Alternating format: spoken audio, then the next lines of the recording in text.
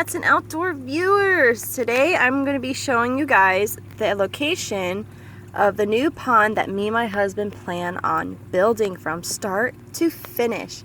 He had bought a pond liner that is huge. This pond is going to be bigger than our two ponds combined. I also wanted to give you guys a little video of the turtles today. They got their water all nice and clean. This one's our buddy. We're going to do a little video with him. He loves eating food from our hands. Ow! Ow! I don't have food for you yet, buddy. Doesn't hurt at all. He's super gentle. Or I mean she. I keep calling him a he, but it's a she. Okay, so let me go take you to the area where we're going to be doing our new pond. As always in our videos, please do not mind the crappiness of our yard. We are slowly updating it and making it better when we have the money to make it better. But anyways, as you can see right here, this whole area used to have these pavers on it. This used to be our sitting area where all the kids would be swimming in the pool that we have over here. But what we're going to be doing, my husband and I are going to do an 8 by 8 foot by 8 foot by 36 inches, which is 3 feet tall, of a pond here. And then we're actually going to go out this way, kind of make like the letter P. Then we're going to do 2 smaller ponds that are 4 feet by 4 feet, and then another 4 feet by 4 feet. So altogether, this length up front is going to be 16 feet long. These 2 separate ponds that are going to be made here, but look like it's combined into this one, is actually going to be kind of like the bait pond, or where we grow our live feeder fish, because this big pond that's going to go right over here is actually going to be our predatory pond. We could have garnet, we could have bowfin in it, you know, red-tail catfish, maybe an arowana. You know, there's so many predatory fish that we can get for this pond, and that's the main thing for this. So these 2 smaller ponds are going to supply the live food that we would need for the predatory fish, so that way we don't have to go buy any or go catch any fish like that to feed them like we were before. This way we would have everything here organically raised, no problems whatsoever. So our main thing that we're going to be doing first is we're going to take this area and rototill it up, because yeah, it might seem leveled and stuff right here, but this is kind of like the driveway, so everything slopes down that way. So we got to go and rototill everything up and start trying to make it leveled. And then once we get everything level, we're going to start going in with framing, do the framework, and then we're going to be insulating this pond with actual insulation, not your fiberglass type of pink insulation. This is going to be like the foaming insulation, so that way the pond will stay basically at a certain temperature. Even when it comes to winter time, we don't have to rely on heaters so much and stuff to keep heat into the pool. So the insulation will help with that. And also, since we are using a pond liner, the insulation will also protect the pond, so nothing's going to puncture through the liner. But yeah, so we're going to do that, do the framing, then the insulation, and then we're going to be laying the pond liner inside it. And as we start filling up the pond liner with water, we're going to stretch out the corners, kick it, tuck it, to, you know, get whatever wrinkles and stuff, kind of like above ground pool, get whatever wrinkles and stuff that's in the liner out. This is the rototiller. This is exactly what I used on my other pond over there to soften up the ground. So me and my husband are going to do teamwork, where he's going to rototill this, and I'm going to get these pavers moved on to the cement slab over there, so that way we can get this whole area rototilled up. And then as he rototills, I can then rake the big chunks of grass out, or any solids that are in here that could possibly harm the insulation or the liner.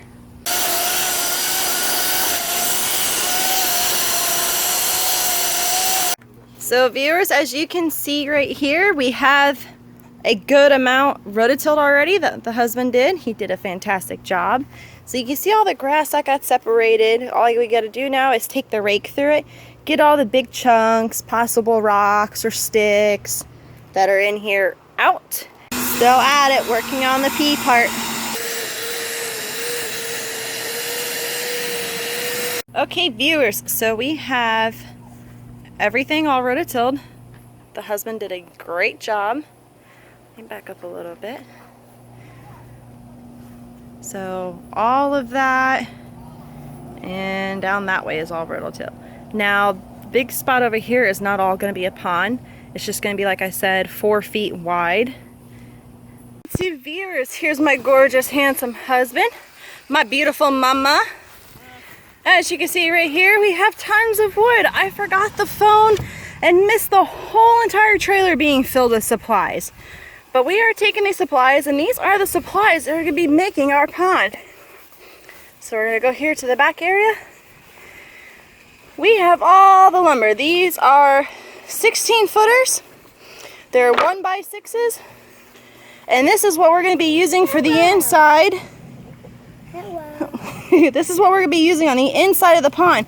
So say this is our 4x4 post, right? This is going to be the inside of the pond. This is outside of the pond.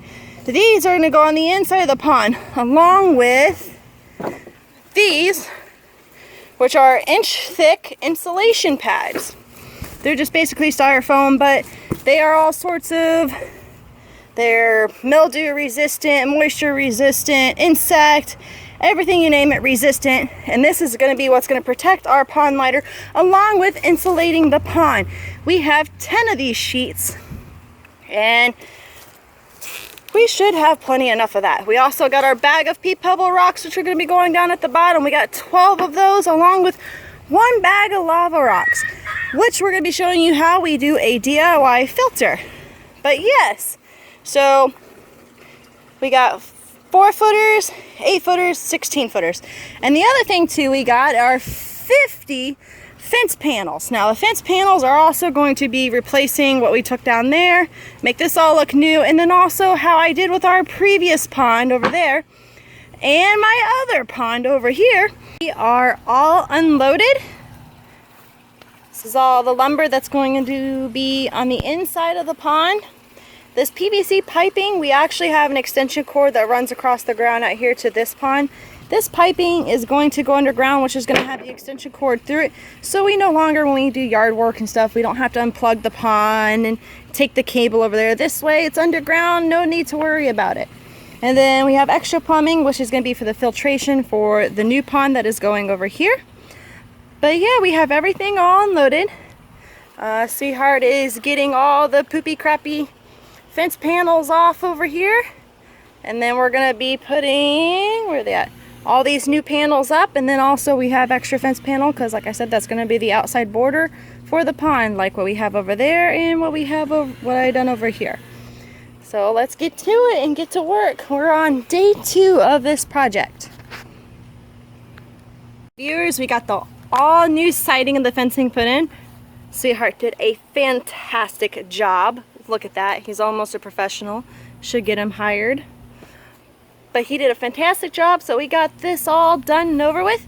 Now the next thing to do is start trying to level this dirt out.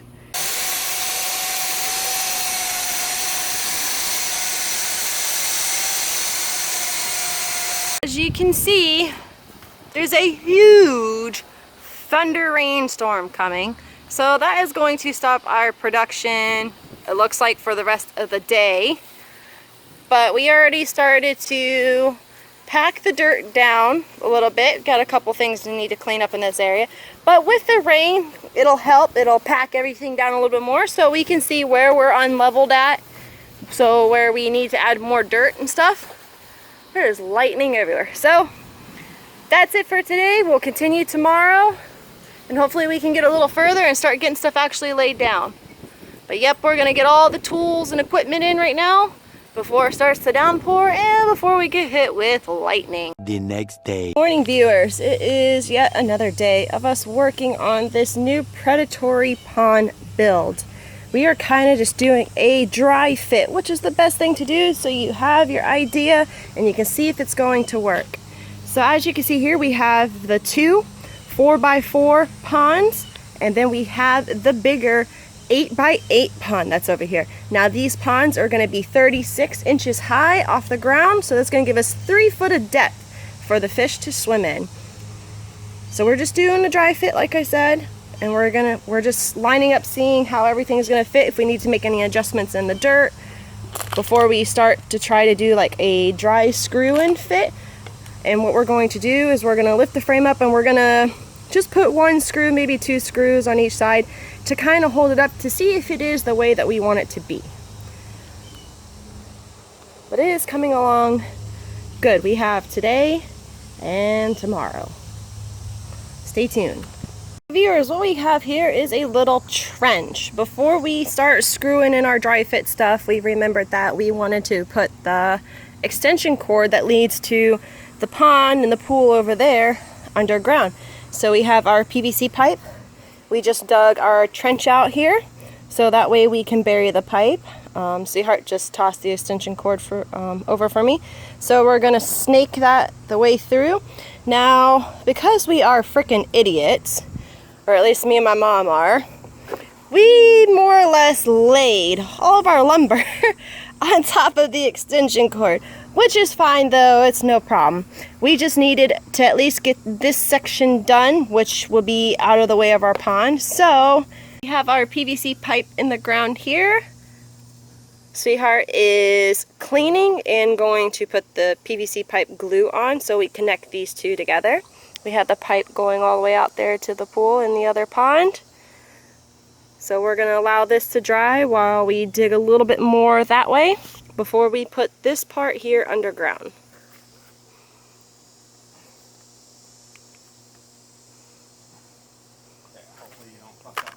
We have the PVC pipe buried. We leveled it out quite a bit. Now we're going to start doing our dry fit on the framing. This is not going to be like this. We're going to putting a 90 elbow up, and then we're going to do a pre-drill hole through the fence so we can pass the extension cord through it. And with the 90 up and another 90 down, that way water's not going to be able to go up in here. And if so happen, if this extension cord were to go out or anything like that, all you need to do is tie a string on one end, pull it all the way through. It's going to pull the string through it, put another extension cord on, and then pull the string back, and it should bring the new extension cord through. Easy and simple to do. We are still in the dry fit process, trying to make sure everything leveled and is even. We got to make sure our corners are square. So that's been a little time consuming, but I think once we get this done, you know, the top layer and the other layers should go on just like a glove. But to make sure everything will fit with the insulation, I decided to put one of the insulation sheets down, which is 1 inch thick, but it fits in here perfectly like a glove. So viewers, we are finally getting the second frame on. And we did get rained out for quite a few hours, so we're at a late start, but it seems like the second row is going on quite smoothly since we got the first row all leveled out. So we're basically just lining everything up, and we're going to just keep repeating until we reach our 6 layers, which is going to bring us up to the 3 feet high, 36 inches. We had just finished the second row of framing. Only 4 more to go.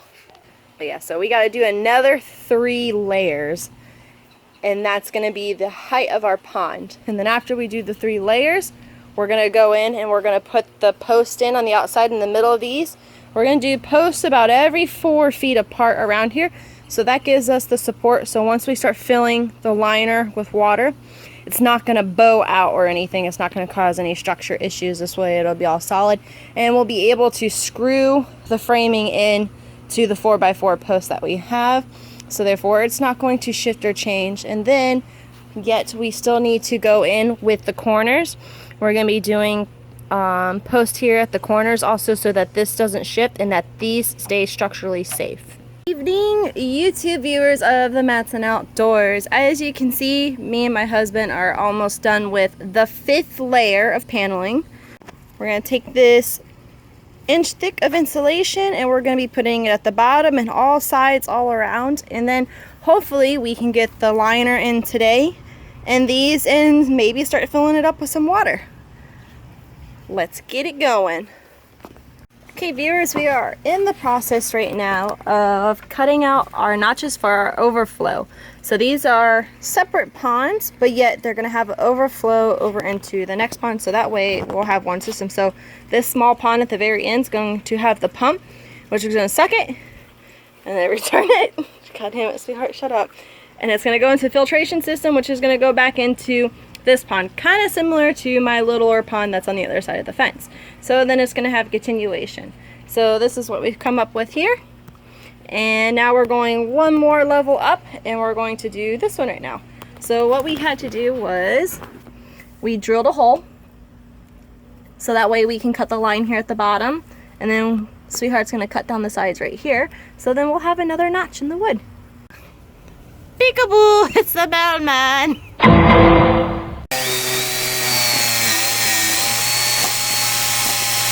We are starting to lay the insulation. Before we can put the pond liner on, and we got rethinking our corners. We're not going to put the corners on just yet until we get the pond liner on it. So everything right now is to insulate all the walls and the bottom before we put the pond liner in. Then we're going to put the pond liner in, and the braces here are going to be what's going to help hold some of the edges of the pond liner to keep it all flush together along the side. Hello viewers! So for the first pond, we just got it completely insulated all the way in, all the way around. We even got the little mailbox hole cut out. But yep, as you can see, all around. So the next step to do is to put the pond liner that we have for this pond in first. And then we gotta insulate these bad boys. But it is coming along absolutely fantastic. I'm getting a little less enthused that we're gonna be getting this done today for the way the weather's been acting, but we're doing good. Okay viewers, as you can see, it looks like we didn't do nothing, but we did get some of the posts put in. We put the pond liner in, and come to find out, they sent us, believe it or not, the wrong pond liner.